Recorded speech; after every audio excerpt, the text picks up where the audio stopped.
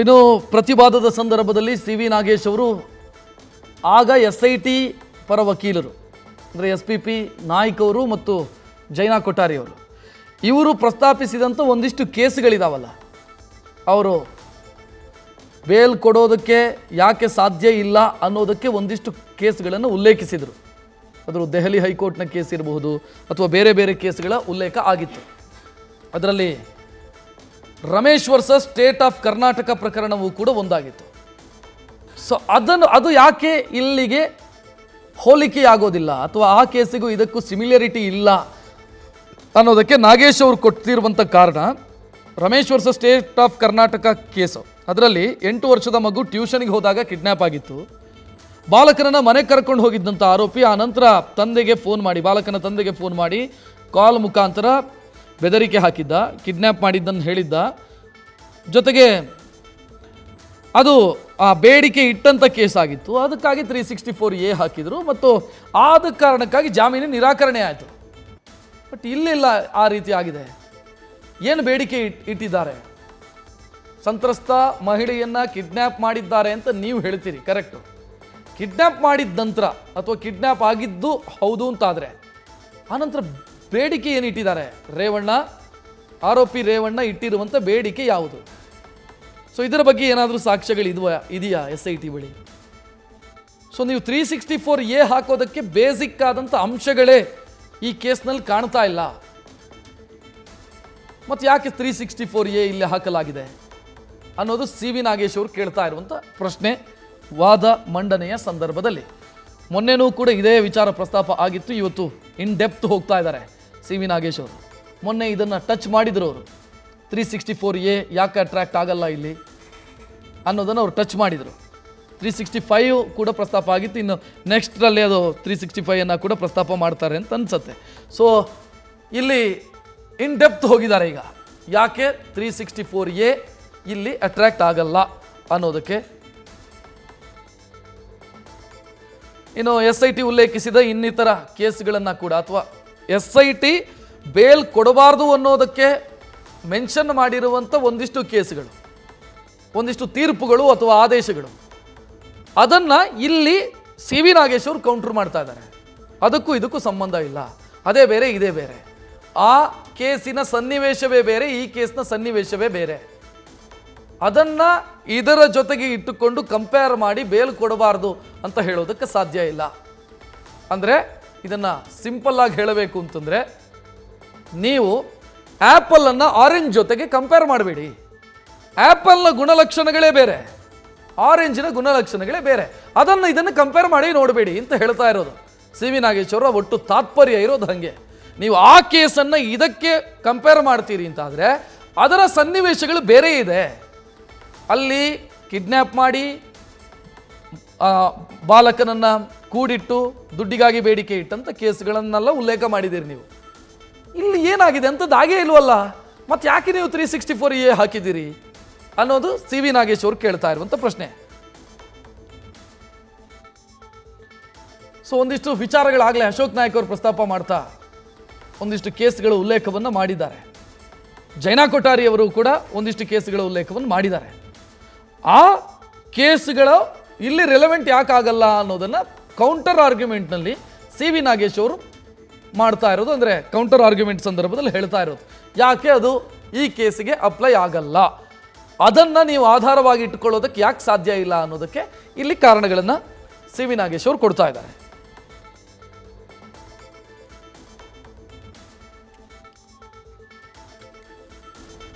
ಕೇಸ್ನಲ್ಲಿ ತನಿಖೆಯ ಸಂದರ್ಭದಲ್ಲಾಗಿರುವಂಥ ಲೋಪಗಳು, ಅದನ್ನು ಅಸ್ತ್ರವಾಗಿ ಸಿ ವಿ ನಾಗೇಶ್ ಅವರು ಪ್ರಯೋಗಿಸ್ತಾ ಇದ್ದಾರೆ. ಅದು ಸಂತ್ರಸ್ತೆಯ 164 ಹೇಳಿಕೆ ದಾಖಲಿಸದೇ ಇರೋದು, ಮತ್ತು ಸಂತ್ರಸ್ತೆ ವಿಡಿಯೋ ಮಾಡಿರೋದು, ಮತ್ತು ಸಂತ್ರಸ್ತೆ ಕಿಡ್ನ್ಯಾಪ್ ಆಗಿದ್ದಾರೆ ಅನ್ನುವಂಥ ಅವಧಿಯ ಮಧ್ಯೆ ಬಂದು ಹೋಗಿರೋದು, ಮನೆಗೆ ಬಂದು ವೋಟ್ ಮಾಡಿ ಹೋಗಿರೋದು. ಸೊ ಇದೆಲ್ಲ ಆಧಾರವಾಗಿ ಇಟ್ಟುಕೊಂಡು ನೋಡೋದಾದರೆ ಇದು ಕಿಡ್ನ್ಯಾಪ್ ಅಲ್ಲ ಅನ್ನೋದು ಒಟ್ಟು ವಾದದ ತಾತ್ಪರ್ಯ, ವಾದದ ಒಟ್ಟು ಸಾರಾಂಶ ಅದೇ ಇರೋದು ಸಿ ವಿ ನಾಗೇಶ್ ಅವ್ರದ್ದು.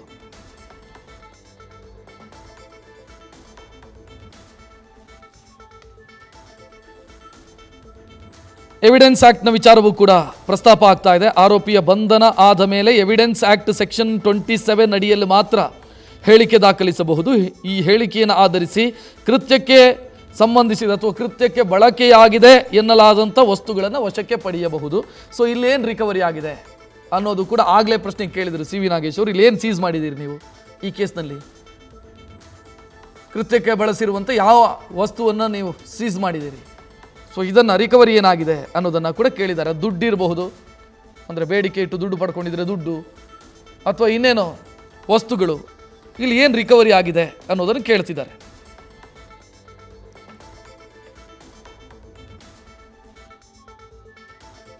ವಿಶೇಷ ನ್ಯಾಯಾಲಯ ಬಹಳ ಮಹತ್ವದ ವಿಚಾರಣೆಗೆ ಸಾಕ್ಷಿ ಆಗ್ತಾ ಇರೋದನ್ನು ನಾವು ನೋಡ್ತಾ ಇದ್ದೀವಿ. ಕಾರಣ ಹಲವು ತೀರ್ಪುಗಳ ಉಲ್ಲೇಖ ಆಗ್ತಿದೆ. ಘಟಾನುಘಟಿ ವಕೀಲರು ವಾದ ಪ್ರತಿವಾದವನ್ನು ಮಂಡಿಸ್ತಾ ಇರುವಂಥ ವಾದಗಳನ್ನು ನೋಡ್ತಾ ಹೋದರೆ ಆ ವಾದದಲ್ಲಿ ಒಂದಿಷ್ಟು ಅಂಶಗಳು ಈ ಕೇಸಿಗೆ ಪೂರಕವಾದಂತೆ ಇರುವಂಥ ಕೇಸುಗಳನ್ನು, ಆದೇಶಗಳನ್ನು, ತೀರ್ಪುಗಳನ್ನು ಎರಡೂ ಕಡೆಯಿಂದಲೂ ಕೂಡ ಉಲ್ಲೇಖಿಸಲಾಗ್ತಾ ಇದೆ. ಅದು ಸಿ ವಿ ನಾಗೇಶ್ ಅವರು ಉಲ್ಲೇಖಿಸ್ತಾ ಇರುವಂಥ ಆದೇಶಗಳಿರಬಹುದು, ಆಗ SIT ವಕೀಲರು ಪ್ರಸ್ತಾಪ ಮಾಡಿದಂಥ ಆದೇಶಗಳಿರಬಹುದು. ಸೊ ಇದೆಲ್ಲವನ್ನು ಕೂಡ ನೋಡ್ತಾ ಇದ್ದರೆ ಬಹಳ ಜಟಿಲವಾದಂಥ ವಾದ ಪ್ರತಿವಾದ ಆಗಿದೆ. ನ್ಯಾಯಾಧೀಶರು ಈಗ ಯಾವುದನ್ನು ಕನ್ಸಿಡರ್ ಮಾಡ್ತಾರೆ ಅನ್ನೋದು ಸದ್ಯಕ್ಕಿರುವಂಥ ಪ್ರಶ್ನೆ. ಯಾವುದನ್ನು ಕನ್ಸಿಡರ್ ಮಾಡಿ ಯಾವ ರೀತಿಯ ಆದೇಶ ಬರುತ್ತೆ ಅನ್ನೋದೇ ಈಗ ಕುತೂಹಲಕ್ಕೆ ಕಾರಣ ಆಗ್ತಾ ಇರೋದು.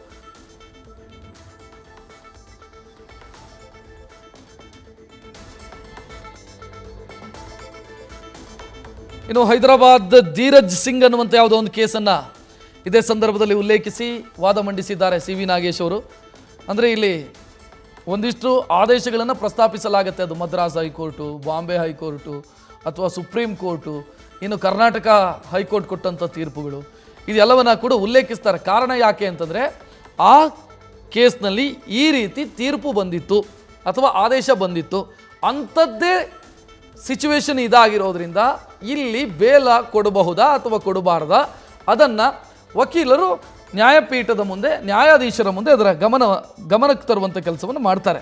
ಸೊ ಇಲ್ಲೂ ಕೂಡ ಅಂಥದ್ದೇ ಆಗ್ತಾ ಇರೋದು. ಬೇರೆ ಬೇರೆ ಬೇರೆ ಕೇಸುಗಳೇನಿದ್ದಾವೆ ದೇಶದ ವಿವಿಧೆಡೆ ಈ ಸೆಕ್ಷನ್ನ ಅಡಿಯಲ್ಲಿ ದಾಖಲಾಗಿರುವಂಥ FIRಗೆ ಸಂಬಂಧಿಸಿದಂತೆ ನ್ಯಾಯಾಲಯಗಳು ಕೊಟ್ಟಿರುವಂಥ ಆದೇಶ, ತೀರ್ಪು, ಇದನ್ನು ಉಲ್ಲೇಖಿಸಿ ನನ್ನ ಕಕ್ಷಿದಾರರಿಗೆ ಬೇಲ್ ಕೊಡಿ ಅಂತ, ಅಥವಾ ಆರೋಪಿಗೆ ಬೇಲ್ ಕೊಡಬೇಡಿ ಅಂತ ಆ ಕಡೆಯಿಂದ ಸೊ ವಾದ ಪ್ರತಿವಾದ ದಾಖಲಾಗ್ತಾ ಇರೋದು.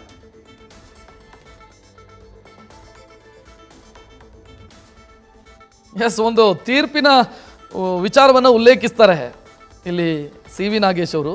ಆಗ ಭಾಳ ಒಂದು ಇಂಟ್ರೆಸ್ಟಿಂಗ್ ಬೆಳವಣಿಗೆಯು ಕೂಡ ಕೋರ್ಟ್ ಹಾಲಲ್ಲಿ ಆಗಿದೆ. ಒಂದು ತೀರ್ಪನ್ನು ಪ್ರಸ್ತಾಪಿಸಿದಾಗ ಆ ತೀರ್ಪಿನ ಪ್ರತಿ ನನಗೆ ಕೊಡಿ ಅಂತ ಕೇಳಿದ್ದಾರೆ ಜೈನಾ ಕೊಠಾರಿ. ನನ್ನ ಹತ್ರ ಬೇರೆ ಕಾಪಿ ಇಲ್ಲ ಅಂತ ಸಿ ವಿ ನಾಗೇಶ್ ಹೇಳಿದರು. ಈ ವೇಳೆ ನನಗೆ ಕೊಡಿ, ನಾನು ಓದಿ ಕೊಡ್ತೀನಿ ಅಂತ ಹೇಳಿದಾಗ, ಓದಿ ಕೊಡೋದಾದರೆ ಕೊಡಿ, ಆದರೆ ಪ್ರೆಷರ್ ಮಾಡಿದರೆ ಕೊಡಲ್ಲ, ನಾನು ಬೇಕಿದ್ರೆ ನೀವು ಓದ್ಕೊಂಡು ಬನ್ನಿ ಅಂತ ಸಿ ವಿ ನಾಗೇಶ್ ಅವರು ಜೈನಾ ಕೊಠಾರಿ ಅವರಿಗೆ ಹೇಳಿದ್ದಾರೆ. ಸೊ ಯಾವುದೋ ಒಂದು ತೀರ್ಪು, ಅಂದರೆ ಹೈದರಾಬಾದ್ ಧೀರಜ್ ಸಿಂಗ್ ಕೇಸು, ಅದನ್ನು ಪ್ರಸ್ತಾಪ ಮಾಡಿದಾಗ ಜೈನಾ ಕೊಠಾರಿ ಅವರಿಗೆ ಅದರ ಡೀಟೇಲ್ ಇರಲಿಲ್ಲ. ಕೊಡಿ ನನಗೊಂದು ಕಾಪಿ ಅಂತ ಕೇಳಿದಾಗ, ನನ್ನ ಹತ್ರ ಕಾಪಿ ಇಲ್ಲ, ಒಂದೇ ಇರೋದು, ನೀವು ಪ್ರೆಷರ್ ಮಾಡಿದರೆ ಅದನ್ನೂ ಕೊಡಲ್ಲ, ನಾನು ಬೇಕಿದ್ರೆ ನೀವು ಓದ್ಕೊಂಡು ಬನ್ನಿ ಅಂತ ಸಿ ವಿ ನಾಗೇಶ್ ಅವರು ಹೇಳಿದ್ದಾರೆ. ಸೊ ಅಲ್ಲಿಗೆ ಇದು ಕನ್ಕ್ಲೂಷನ್ ಪಾರ್ಟಿಗೆ ಬಂದಿದೆ ಅಂತ ಅನ್ಸತ್ತೆ. ವಾದ ಪ್ರತಿವಾದ ಸಿ ವಿ ನಾಗೇಶ್ ಅವರು ಕನ್ಕ್ಲೂಷನ್ ಪಾರ್ಟಿಗೆ ಬಂದಂಗೆ ಕಾಣಿಸ್ತಾ ಇದೆ. ಅಂದರೆ ಅವರ ಕಕ್ಷಿದಾರರ ಪರವಾಗಿ ವಾದ ಮಂಡಿಸುವ ವೇಳೆ ಯಾಕೆ ಬೇಲ್ ಕೊಡಬೇಕು ಅನ್ನೋದನ್ನು ಅವರು ಪ್ರಸ್ತಾಪ ಮಾಡಿದಾಗ, ಸೊ ಏನು ಎತ್ತ ಇದೆಲ್ಲದರ ಯಾಕೆ ಬೇಲ್ ಕೊಡಬೇಕು ಅನ್ನೋದಕ್ಕೆ ಕಾರಣಗಳನ್ನು ಅವರು ಬಹಳಷ್ಟು ಕೇಸುಗಳನ್ನು ಉಲ್ಲೇಖಿಸಿ ಕೊಟ್ಟಿದ್ದಾರೆ.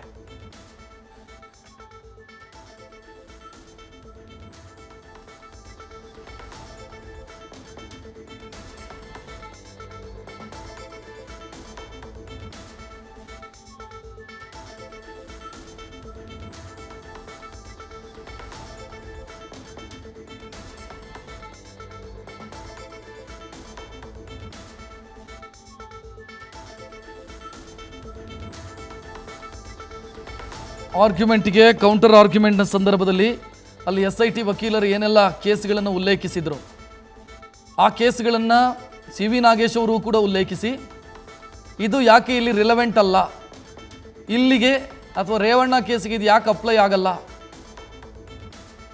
ಅನ್ನೋದಕ್ಕೆ ಅವರದೇ ಆದಂಥ ಕಾರಣಗಳನ್ನು ಕೊಡ್ತಾ ಇದ್ದಾರೆ. ಅಂದರೆ ಅವರು ಆಗ ಉಲ್ಲೇಖಿಸಿರೋದು 364A ಹಾಕೋದಕ್ಕೆ ಏನು ಕಾರಣ ಅನ್ನೋದಕ್ಕೂ ಉಲ್ಲೇಖಿಸಿರೋದು ಒಂದಿಷ್ಟು ಕೇಸುಗಳು. ಆ ಕೇಸಿಗೂ ಇದಕ್ಕೂ ವ್ಯತ್ಯಾಸ ಇದೆ ಅನ್ನೋದು CV ನಾಗೇಶ್ ಅವರ ವಾದ. ಅಂದರೆ ಆ ಕೇಸುಗಳಲ್ಲಿ SIT ಉಲ್ಲೇಖಿಸಿರುವಂಥ ಕೇಸುಗಳಲ್ಲಿ ವ್ಯಕ್ತಿಯೊಬ್ಬನನ್ನು ಕಿಡ್ನ್ಯಾಪ್ ಮಾಡಿ ಆ ನಂತರ ಕಿಡ್ನ್ಯಾಪ್ ಮಾಡಿ ಇಟ್ಟು ಆ ವ್ಯಕ್ತಿಯ ಸಂಬಂಧಿಕರಿಗೋ ಮನೆಯವರಿಗೋ ಫೋನ್ ಮಾಡಿ ದುಡ್ಡಿಗಾಗಿಯೋ ಇನ್ನೇನೋ ಬೇಡಿಕೆ ಇಟ್ಟಿದ್ದು, ಚಿನ್ನಾಭರಣಕ್ಕಾಗಿಯೋ ಬೇಡಿಕೆ ಇಡಲಾಗಿತ್ತು. ಸೊ ಆ ಕಾರಣಕ್ಕಾಗಿ 364A ಹಾಕಲಾಗಿತ್ತು, ಜಾಮೀನು ನಿರಾಕರಣೆಯಾಗಿತ್ತು ಆ ಕೇಸ್ನ ಇನಿಷಿಯಲ್ ಹಂತದಲ್ಲಿ. ಬಟ್ ಇಲ್ಲಿ ಅದು ಯಾವುದೂ ನಡೆದಿಲ್ಲ. 364A ಅನ್ನೋದನ್ನು ನೀವು ಪ್ರೂವ್ ಮಾಡೋದಕ್ಕೆ ಅಥವಾ ಅಪ್ಲೈ ಆಗತ್ತೆ ಅನ್ನೋದಕ್ಕೆ ಬೇಕಾದಂಥ ಕಾರಣಗಳಿಲ್ಲ. ಇಲ್ಲಿ ರೇವಣ್ಣ ದುಡ್ಡಿಗಾಗಿ ಬೇಡಿಕೆ ಇಟ್ಟಿಲ್ಲ, ಚಿನ್ನಾಭರಣಕ್ಕಾಗಿ ಬೇಡಿಕೆ ಇಟ್ಟಿಲ್ಲ, ಅಥವಾ ಯಾವುದಾದ್ರೂ ಒಂದು ಬೇಡಿಕೆ ಇಟ್ಟಿಲ್ಲ, ಸಂತ್ರಸ್ತೆಗೆ ಹಲ್ಲೆ ಮಾಡಿಲ್ಲ, ಬೆದರಿಕೆ ಹಾಕಿಲ್ಲ, ಹೊಡೆದು ಬಡ್ದು ಇಂಥದ್ದು ಆಗಿಲ್ಲ. ಸೊ ಇದು ಯಾವುದೂ ಆಗದೇ ಇರೋದ್ರಿಂದ 364A ಅಟ್ರಾಕ್ಟ್ ಆಗಲ್ಲ ಇಲ್ಲಿ ಈ ಕೇಸ್ನಲ್ಲಿ ಅನ್ನೋದು ಆರೋಪಿ ಪರ ವಕೀಲರ ವಾದ.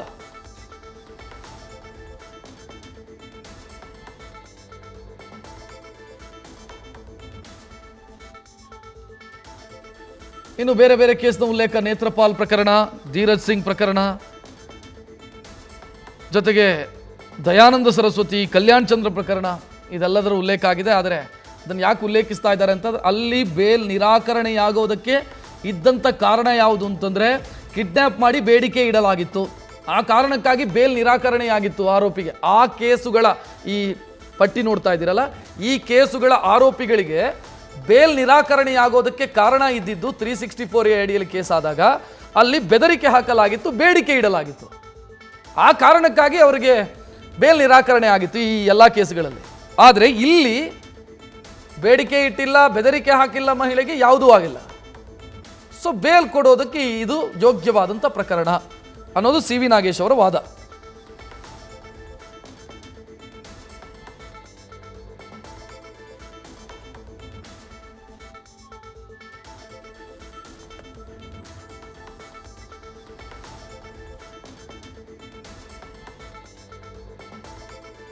ಮೊನ್ನೆ ವಾದ ಮಂಡಿಸೋದಕ್ಕೆ ಆರಂಭ ಅಥವಾ ಪ್ರಿಲಿಮಿನರಿ ಸಬ್ಮಿಷನ್ ಅಂತ ಹೇಳ್ತಾರೆ ಕೋರ್ಟ್ ಭಾಷೆಯಲ್ಲಿ. ಅದನ್ನು ಆ ಪ್ರಿಲಿಮಿನರಿ ಸಬ್ಮಿಷನ್ ಸಂದರ್ಭದಲ್ಲೂ ಕೂಡ, ಅಂದರೆ ಪ್ರಾಥಮಿಕವಾಗಿ ವಾದ ಮಂಡಿಸೋ ಸಂದರ್ಭದಲ್ಲೂ ಕೂಡ ಅದು ಅವರು CV ನಾಗೇಶ್ ಅವರ ವಾದದ ಇದ್ದಿದ್ದೇ ಹೀಗೆ.